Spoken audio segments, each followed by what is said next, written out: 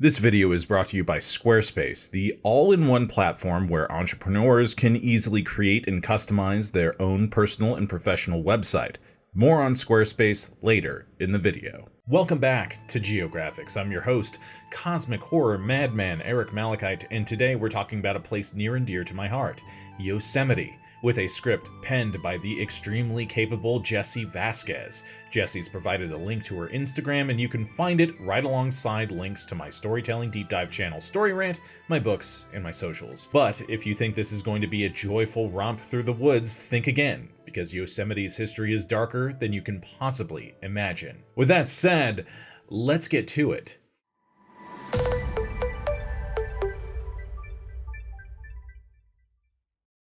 Nestled in the Sierra Nevada mountain range in central California is what has come to be known as the crown jewel of the national park system.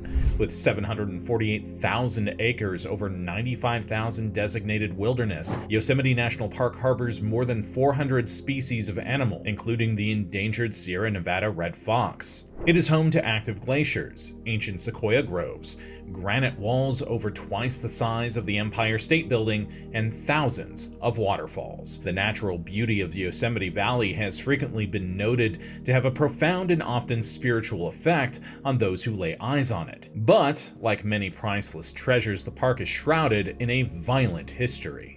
The Sierra Nevada is home to the last of Earth's most massive trees. Once populated all over the northern hemisphere, giant sequoias now live in an area roughly the size of Cleveland, with the largest grove being the Mariposa Grove in the southern portion of Yosemite. Like the sequoias and the glaciers that carved out the valley they called home, Native Americans inhabited the area that would become known as Yosemite National Park for thousands of years. They lived in balance with the land, harvesting, irrigating, and burning away excess. In the fall, burning small trees and underbrush was a sacred practice that controlled wildfires and influenced the diversity of plant life. The people in the valley called themselves the Awanichi, and their home was Awani. Extensive trading routes connected them to surrounding tribes, and through these trades they acquired anything they might need that the land didn't provide. In other parts of California, King Charles III of Spain sent missionaries on their own sacred practice of forced conversion and suppression of indigenous people. Once converted, Native Americans were enslaved by the Spanish military as laborers for newly constructed missions. European diseases decimated the population, and in the 1700s, the Black Sickness spread through native trading routes and found its way to the secluded valley where the Awanichi lived. The valley was believed to be cursed with the illness, and those who survived sought refuge with neighboring tribes. When Tenea, the son of the Awanichi chief, reached adulthood, he led his people back to their ancestral lands.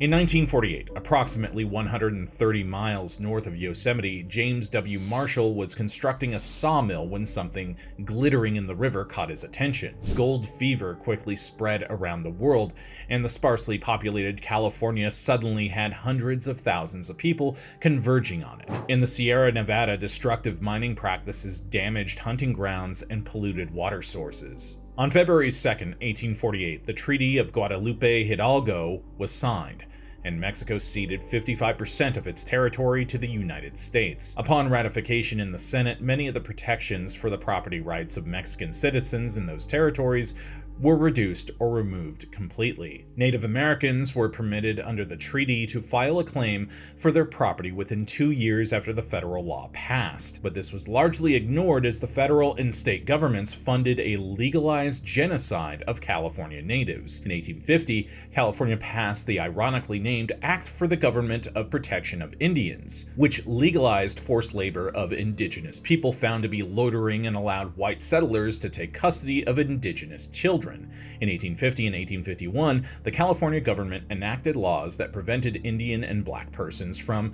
giving evidence in favor or against any white person. After raids on white settlements and trading posts in the area, James D. Savage formed the Mariposa Battalion and pursued Chief Tenea into the Awani-controlled territory, or what we now call Yosemite Valley. Savage and his men are believed to be the first white men to enter the valley, and upon seeing its beauty, the battalion's physician, Lafayette Bunnell, wrote, It has been said that it is not easy to describe in words the precise impressions which great objects make upon us. I cannot describe how completely I realized this truth. None but those who have visited this most wonderful valley can even imagine the feelings with which I looked upon the view that was there presented. The grandeur of the scene was but softened by the haze that hung over the valley, light as gossamer, and by the clouds which partially dimmed the higher cliffs and mountains. This obscurity of vision but increased the awe with which I beheld it, and as I looked, a peculiar exalted sensation seemed to fill my whole being, and I found my eyes in tears with emotion. As the Awanichi people slept in homes constructed of tree bark, the Mariposa Battalion crept into their village and set the dwellings aflame with embers from their own campfires. When the people fled the burning structures, Savage's men shot indiscriminately. The fires quickly burned out of control, and the militia had to rescue their supplies from their camp downhill. Awanichi survivors escaped deeper into the mountains. For many, it would be the last time they would see the valley. The name Yosemite was chosen by Bunnell, believing it to be the name of the tribe who lived there. In actuality, it was the name the southern Sierra Miwok people from the foothills gave to the Awanichi, meaning those who kill. Bunnell wrote, "It would be better to give it an Indian name than to import a strange and inexpressive one. That the name of the tribe who had occupied it would be more appropriate than any I had heard suggested that we give the valley the name of the Yosemite, as it was suggestive, euphonious, and certainly American.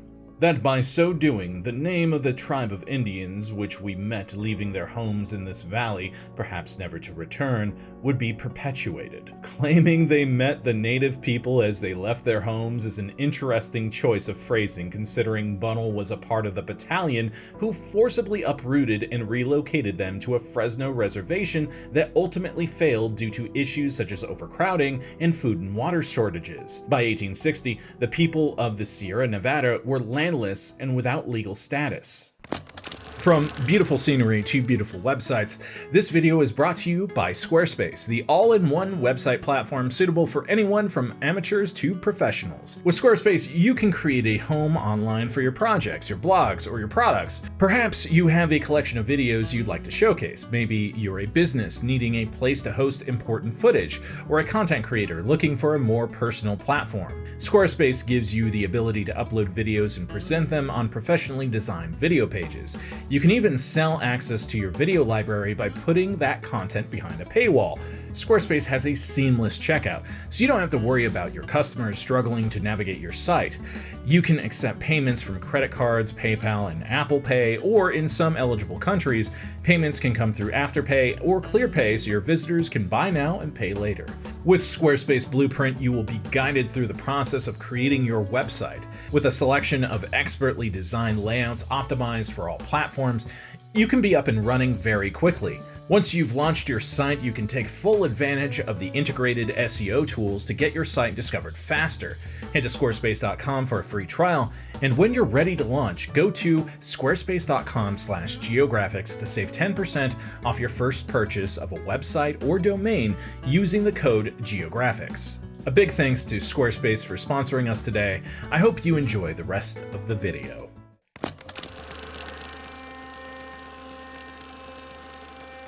The gold rush brought a particularly large number of Chinese immigrants searching for refuge from harsh living conditions. Many came in search of Gold Mountain, a term used to describe the assumed riches that could be found in California. Initially, they were welcomed as reliable workers, but as their numbers increased and Chinese immigrants found genuine success, American workers began to view them as threats. The migrants brought with them useful mining techniques and managed to flourish even after the foreign miners' tax was implemented to penalize immigrant miners in 1850. The tax had no effect on European immigrants and largely impacted Chinese and Spanish-speaking miners. Prejudices intensified after the case of People v. Hall, in which the Supreme Court reversed the conviction of George Hall after he was found guilty of murdering a Chinese man. He had been convicted based on the testimony of Chinese witnesses, and the court's reversal was an extension of California's previous laws that made it impossible for Black and Indigenous people to testify against any white person. They were considered by the court to be, and trust me, this is going to be really bad, A race of people whom nature has marked as inferior, and who are incapable of progress or intellectual development beyond a certain point. With no obvious awareness of the cognitive dissonance in the ruling, violence against minorities was effectively legalized. Attacks and robberies against Chinese miners spiked and taxes increased, forcing Chinese immigrants to find work in other areas, such as in kitchens, laundries, as railroad workers, and as road builders. The Sierra Nevada miners were no different.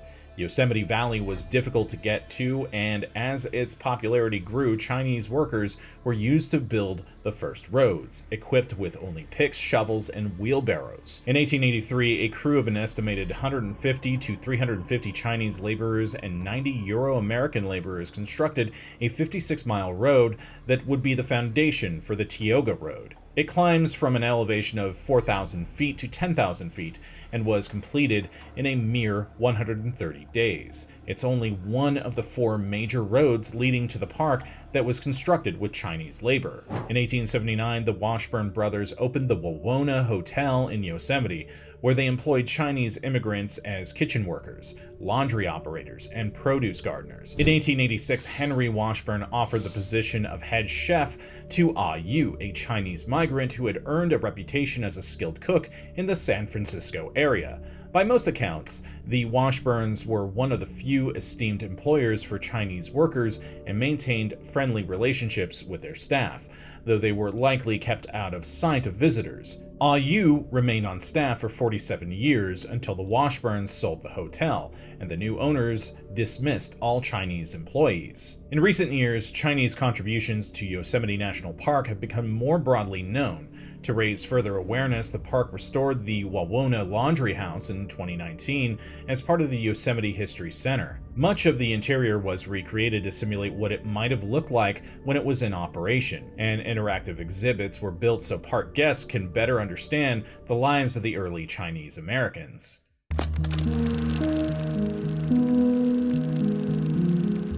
As the Civil War ravaged the country, Yosemite's tourism increased. Amid the war's destruction, Abraham Lincoln signed the Yosemite Grant in 1864 after he was convinced of the growing threat human development had on the land. The grant marked it the first piece of land in the U.S. to be given such protections. During this time, some Sierra natives returned to the park and worked as guides, sold crafts, and participated in Indian field days to showcase Native American skills. Following the end of the Civil War, the all-black regiments called the United States Colored Troops were disbanded, and most of these former soldiers found themselves without any means to support themselves or their families. In 1866, Congress passed the Army Organization Act, which in part allowed for the creation of 2 new cavalry regiments and 4 companies of infantry that consisted of black soldiers. Many newly freed African Americans viewed this as an unheard of chance to survive in a possible pathway to civil rights.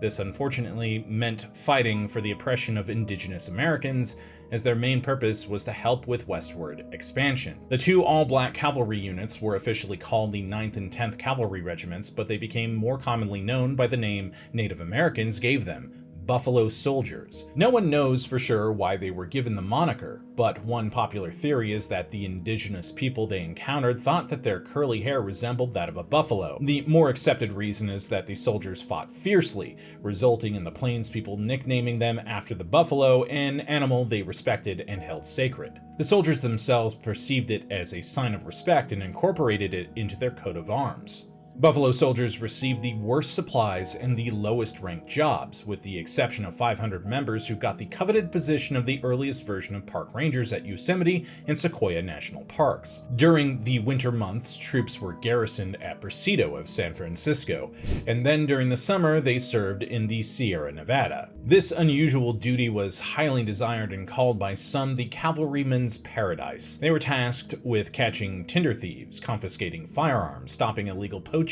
and sometimes served as firefighters. Often they oversaw the building of infrastructure, such as roads and trails, and were responsible for the construction of an arboretum in Yosemite in 1904. The role of Buffalo Soldiers in even this piece of the U.S. Army's history in general was not widely known, in large part due to the participation of these black soldiers. Because of the prejudices of the time, any black man in a position of power had to walk a thin line between authority and diplomacy.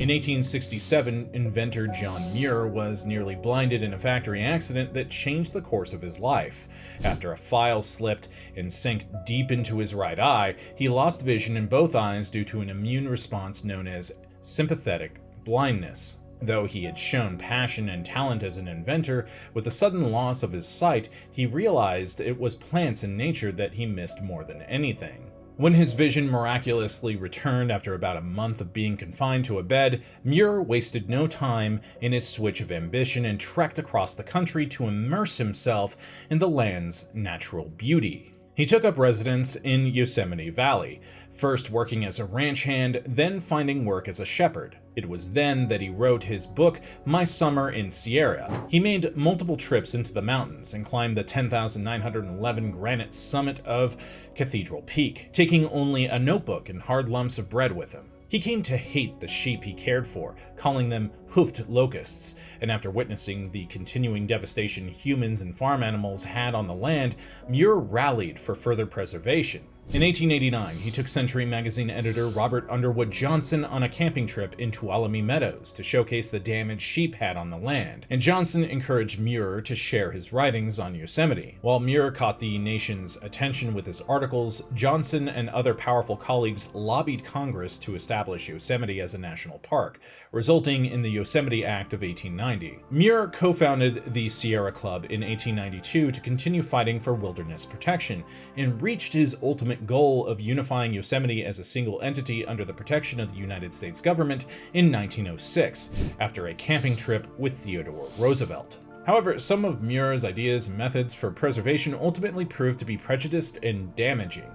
Much of his writings insinuated that the wilderness that he loved and fought to protect were beautiful because they had no marks of man, as others before him wrote of the valley that it had the appearance of a well-maintained park with no underbrush to obscure the view. Muir was enamored with nature, but he had very limited views of people he perceived as ignorant, dirty, or backward. In his book, The Mountains of California, he wrote of the native people he encountered as ugly, and some of them altogether hideous, with no right place in the landscape, and was glad to see them fading out of sight down the pass.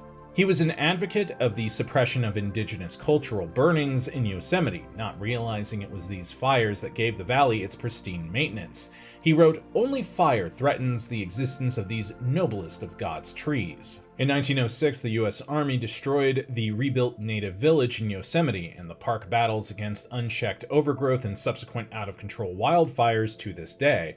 The southern Sierra Miwok Nation continues to fight for their ancestral land and self-governance. While the National Park Service has some policies to protect sacred sites and allow native people to return to their homelands and use national park resources, those indigenous to Yosemite still advocate for recognition from the U.S. government. Research from the Pennsylvania State University in 2010 found a 20% reduction in tree populations, increasing vulnerability to large-scale wildfires and a lack of biodiversity as a result of fire suppression in Yosemite. As scientists come to a deeper understanding of the nature of Yosemite's ecosystem, National Park Services now implement controlled burnings. This broader maintenance perspective is due in part to the study of the sequoia groves. Sequoias can reach a height of 295 feet, approximately as tall as the Statue of Liberty, and are the heaviest, thickest trees on the planet. Though seemingly hardy, the habitational needs of the sequoia are surprisingly sensitive. They are only naturally found in the Sierra Nevada and thrive in humid climates at altitudes between 5,000 and 7,000 feet. The oldest living sequoia in Yosemite is known as the giant grizzly and is estimated to be between 2,000 and 3,000 years old.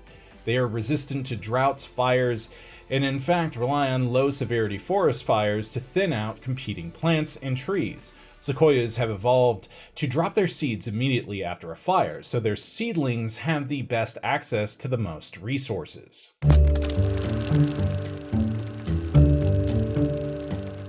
During the First World War, national parks found themselves in a ranger deficit as men were drafted to fight. Claire Marie Hodgins was a teacher at Yosemite Valley School and had felt an affinity for Yosemite from early childhood. As was the trend for many women in male-only spaces at this time, she decided to take a shot with an application as a park ranger. She told Superintendent W.B. Lewis, "Probably you'll laugh at me, but I want to be a ranger." Hodges was hired as a temporary ranger on May 22, 1918, and was given a badge with a salary of $900 a year, though as a temporary ranger she did not wear the authorized 1917 uniform. She patrolled on horseback through remote areas of Yosemite, as her duties included taking receipts from Tuolumne Meadows to park headquarters, registering tourists, issuing auto permits, assigning camps to visitors, and sealing firearms to prevent their use in the park. She once said, "My life as a ranger is not as wild and woolly as it sounds," and on another occasion, "Women can do all kinds of things and enter new fields of work if they care to." Hodges arguably paved the road for writer Shirley Sargent, who was possibly the most influential historian of Yosemite. Sargent wrote over 30 books and 100 articles of varying styles and genres and highlighted the role women played in the park's history. Sargent lived with the neuromuscular disorder known as dystonia, which challenged her ability to use a typewriter and made daily life in Yosemite difficult. Her struggles influenced changes to the park's accessibility for disabled persons, such as adding curb cuts to sidewalks and ramps to public buildings. Late in life, she said of Yosemite, "This place is a magnet. I never feel truly whole away from here."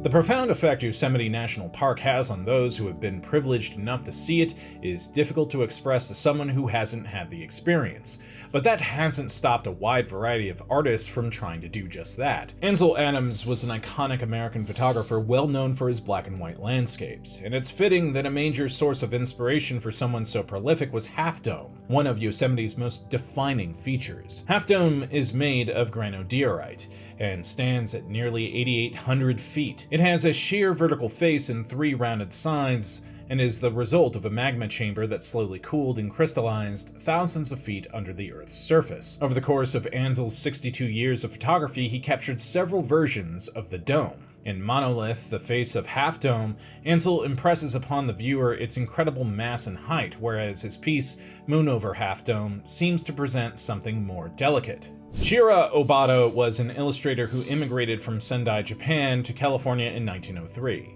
He created many paintings of Yosemite National Park in 1927 that he would later exhibit in Japan. One of his more well-known works is his depiction of El Capitan, another beacon of the park.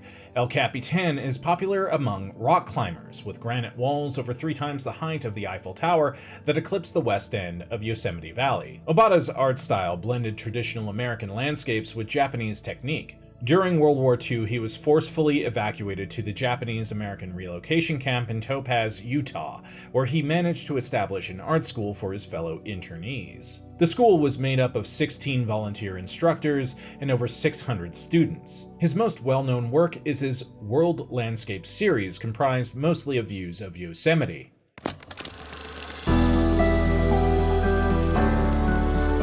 Today, Yosemite draws in over 4 million visitors per year from all over the world. With over 800 miles of trails to explore iconic landmarks such as Half Dome and one of the world's largest waterfalls, it's no surprise that it remains one of the most visited national parks each year. But with the battering it's taken from extreme weather and natural disasters in recent years, Yosemite now battles a new threat: climate change. Since the 1800s, human activities such as emissions from deforestation, power plants, and motor vehicles has caused the Earth's temperature to rise, causing average weather patterns to change.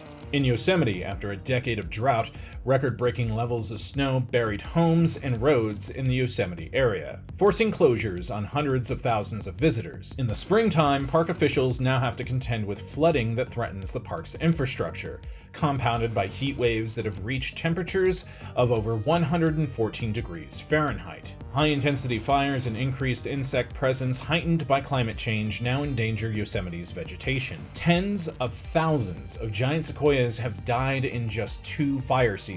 Aside from the tragedy of losing something so massive and ancient, and at such alarming numbers as the quickly diminishing sequoia groves, it can't be overstated how important forest health is. Growing vegetation is vital in removing carbon from the atmosphere and storing it in living ecosystems. When trees are destroyed, the carbon they've stored is released back into the atmosphere, contributing to Earth's rising temperatures. As experts work to find solutions, the National Parks Conservation Association has lobbied to structure one aspect that can be controlled: the influx of visitors. This will reduce not only the strain large crowds have on the park, but also the frequent gridlock of traffic into Yosemite. Yosemite is a public meeting place for scientific conferences that cover topics such as hydroclimatology, archaeology, and fire science. Scientific papers from researchers, ecologists, climate change scientists, and other experts are presented at the monthly Yosemite Forum. The park sponsors the first park-based social science branch,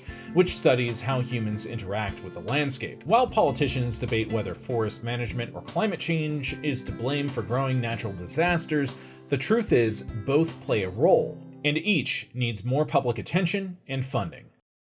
Well, I certainly hope you found this video to be as eye-opening as I did, and if you did, be sure to do all that algorithmic jazz and follow Jessie's Instagram too if you enjoyed her reporting on this subject, linked down below. I'm Eric Malachite, and I'll see you next time, Space Cowboy.